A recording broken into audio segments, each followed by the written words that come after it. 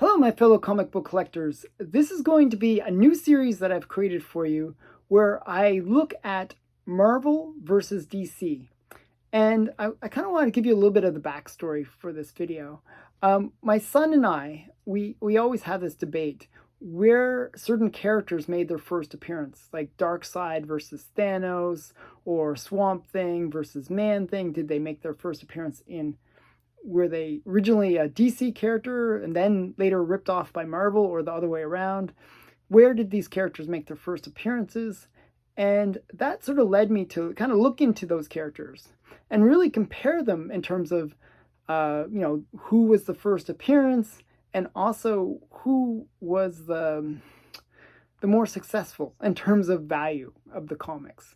So I looked into a lot of the research behind the value and the spec potential behind these characters, and to see who would win, DC or Marvel. So this is my DC versus Marvel video, and it's going to be a series of videos where I look at very similar characters from similar time periods, and that are pretty close enough where you could say, okay, these are kind of rip off of each other, and they're usually within a few years of each other, or even maybe even a few months of each other. And I wanted to get those kind of apples to apples comparisons so that we can really see which is the better book and which is the better character, maybe. So with that being said, the very first competition that I was going to have between DC and Marvel is looking at their teams, like sort of the iconic teams. So the very iconic DC team is Justice League. And they made their first appearance in Brave and the Bold 28. This is kind of a mega grail for DC. It's the first appearance of Starro, who made his appearance in the Suicide Squad movie, the second one. And it's just a really great team up of these iconic DC characters. We got Martian Manhunter, The Flash, Wonder Woman, Aquaman, and the Green Lantern. And believe it or not, both Batman and what's the other one? Superman were kind of in it, but they were sort of busy at the time. it's kind of weird, but so they're sort of in it. So this is that kind of iconic DC team. Now, I was trying to think of what would be a good comparative to this, and I was thinking of this book, XMen #1.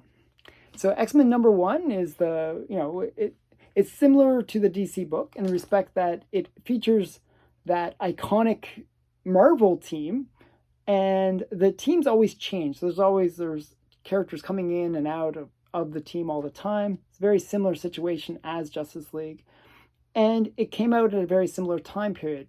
So Justice League, the first Justice League was Brave and the Bold 28, which came out in 1960. It's got like a date of March 1960.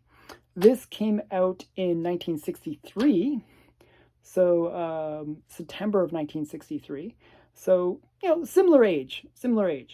My copy is pretty rough, and both are pretty rough. My Brave and the Bold is a 1.8, and this is a 0.5. It should maybe be a 1. I think the CGC people were a little rough on it. It's not that bad, but it's probably a 1. If I got it regraded, it'd probably get a 1 if I cleaned it up a bit. So this is that iconic Marvel team, XMen #1. And you'd think, okay, so let's compare the two books. So I'm going to hold the books and give you a little bit of a comparison of the two. So Brave and the Bold, and I want to give you a comparison of a grade of 3.0. Like, I figure that's kind of a grade that we can maybe afford. It's questionable about that because it's a pretty pricey book at a 3.0. But I wanted to get that fair comparison of a 3.0. It's kind of like one that there's a lot of copies of for both books. So 3.0, and how much are each of these worth? So if it was a 3.0, Brave and the Bold would sell for around $2,800. That's the fair market value of Brave and the Bold 28. XMen #1 in comparison, a 3.0 would sell for $15,500. Okay, so that's like roughly 5 times more valuable. So it just blows the DC out of the water on price, and is just a much more sought after book. So the pricing, reflects that. A lot more people collect the X-Men book. However, there hasn't been an X-Men movie for a few years now, and we just got the Snyder cut of Justice League. So it's, there is some potential for that Brave and the Bold to go up. It's got that spec potential. So X-Men, though, is really hot right now, and I've seen the prices kind of skyrocket. When I bought this, it was under $2,000. Now this is like a $4,400 book, just to give you a sense of how much X-Men has really gone up. And the comparison would have been a little bit more, similar between the two books if the X-Men book didn't jump up so much. So really, even in the time that I bought this, it's jumped up 2-3 times. so a little bit, X-Men's super hot right now. And maybe that is a reason why the DC one has some more potential. I'm going to get more into the numbers with this. So there is roughly 4,400 copies of this on the census. So, sorry, I'm mistaken in that. There's actually 5,062 copies of this on the census. 5,362. That's a lot of copies. And if we compare that to Brave and the Bold, Brave and the Bold has 1,341 on the census.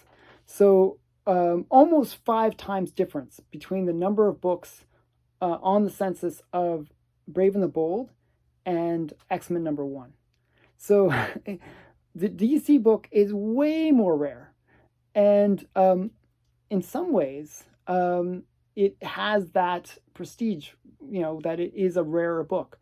Now, the one big advantage of the X-Men #1 comparatively to Brave and the Bold is that the characters make their first appearances in this. So we got multiple first appearances of major characters.